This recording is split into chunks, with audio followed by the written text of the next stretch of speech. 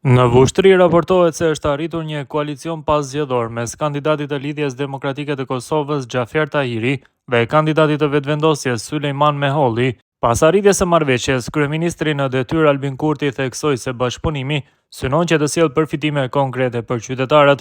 Më datën 9 nëntor, le të punojmë jo për çdo ditë, por për çdo orë që këtë marrëveshje për bashkëqeverisje që bëm sot ta realizojmë me bashkëqeverisje pas 9 nëntorit me kryetarin Sulejman Meholli dhe drejtorët e cilët do të bëjmë punë të mbara e të mira për qytetarët e Vushtrisë, pa dallim, të cilën e duam shumë dhe ajo na do, deklaroi ai. Ndërsa Tahiri ka theksuar se ky koalicion nuk është kundër askujt, në emrin tim dhe të degës së LDK-s, më lejoni të ju falenderoj për prezencën dhe të them se ky koalicion dhe marrëveshje nuk është kundër askujt, por për qytetin dhe qytetarët. Duke qenë besimtar, unë besoj se e mira duhet të kthehet me të mirë, ka deklaruar Tahiri. Sipas rezultateve zgjedhore në këtë komunë, VV-ja mori 26.28% të votave, ndërsa LDK-ja 21.62%.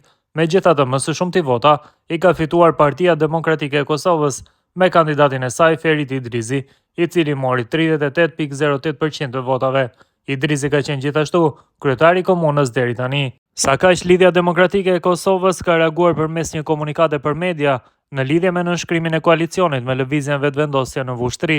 Sipas njoftimit thuhet se kandidati i saj për kryetar të kësaj komune, Xhafer Tahiri, ka ndërmarrë hapa për të formuar këtë koalicion pa miratimin e partisë. Në komunikat, LDK-ja njofton anëtarësinë dhe opinionin publik se nuk ka autorizuar dhe nuk autorizon asnjë koalicion lokal pa ndjekur procedurat statuore të partisë. Lidhja Demokratike e Kosovës njofton anëtarësinë e vet dhe publikun e gjerë se nuk ka autorizuar dhe nuk autorizon asnjë koalicion lokal pa ndjekur procedurat e partisë. Veprimet e kandidatit tonë në Vushtri për të lidhur koalicion me një parti tjetër janë veprime individuale, të papranueshme dhe në kundërshtim me procedurat statuore të Lidhjes Demokratike të Kosovës, bëhet me dije në njoftim. LDK-ja po ashtu sqaron se vendimet për koalicione apo bashkëpunime do të merren vetëm pasi analizat e performancës së kandidatit dhe degës në këtë komunë. LDK-ja pret që fillimisht të analizohet performanca e kandidatit dhe e degës së Vushtrisë dhe pas këtyre hapave të marrë vendimet përkatëse, bëhet me dije më tej.